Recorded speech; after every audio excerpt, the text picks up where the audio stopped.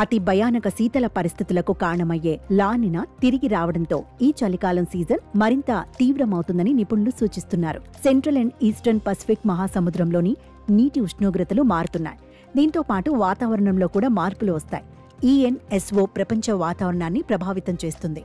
September 2025లో La Niña పరిస్థితులు మొదలయ్యాయి. అలాగే లానినా డిసెంబర్ 2025 నుండి ఫిబ్రవరి 2026 వరకు ఉండే అవకాశముందని వెల్లడించింది.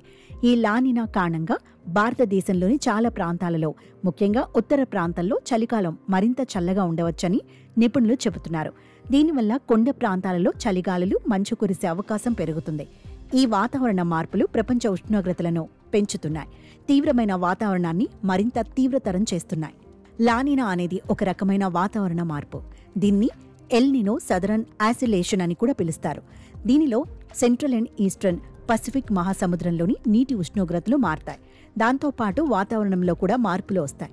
ENSO ప్రపంచ వాతావరణాన్ని ప్రభావితం చేస్తుంది. ఇది 3 రకాలుగా ఉంటుంది. వెచ్చగా ఎల్ నినో, చల్లగా లానినో, మామూలుగా న్యూట్రల్. ఇవి 2 నుండి 7 ఏళ్లలో మళ్లీ వస్తుంటాయి.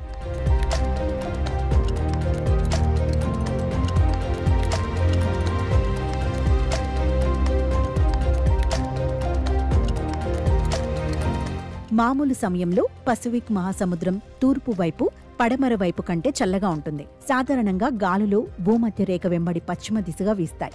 వెచ్చని నీటిని ఆసియా వైపు నెట్టివేసి దక్షిణ అమెరికా సమీపంలో చల్లగా ఉండే నీటిని పైకి లేపుతాయి. లానినా సమయంలో చలిగాలులు బలంగా పెరుగుతాయి. తూర్పు పసిఫిక్లో మరింత వెచ్చని నీటిని పశ్చిమానికి నెట్టివేసి చల్లటి నీటిని పైకి లాగుతాయి. దీంతో సముద్ర ఉపరితల ఉష్ణోగ్రతలు సగటు కంటే కనీసం 0.5 డిగ్రీల సెల్సియస్ తగ్గుతాయి. ఢిల్లీ, NCRతో సహా చాలా ప్రాంతాలలో బలమైన ఈదురుగాలులు, వర్షాలు కురవడంతో పాటు జమ్మూ కశ్మీర్, హిమాచల్ ప్రదేశ్, ఉత్తరాఖండ్లో ప్రస్తుత హిమపాతం ఉత్తర భారతదేశంలో రాబోయే శీతాకాలం తీవ్రతను సూచిస్తోంది. వాయువ్య దిశ నుంచి వీచే చలిగాలులు ఢిల్లీలో ఉష్ణోగ్రతలను 20 డిగ్రీల సెల్సియస్ కంటే తక్కువగా ఉండటంతో ఇది మరింత కఠినమైన శీతాకాలానికి నాంది కావచ్చని వాతావరణ శాస్త్రవేత్తలు హెచ్చరించారు. భారత వాతావరణ శాఖ ప్రకారం 2025 చివరి నాటికి లానినా అభివృద్ధి చెందే అవకాశం 71% ఉందని, దీనివల్ల సాధారణం కంటే తక్కువ ఉష్ణోగ్రతలు, భారీ హిమపాతం, మంచు భారతదేశం అంతటా ఎక్కువగా చలిగాలులు సంభవించవచ్చని అంచనా వేసింది.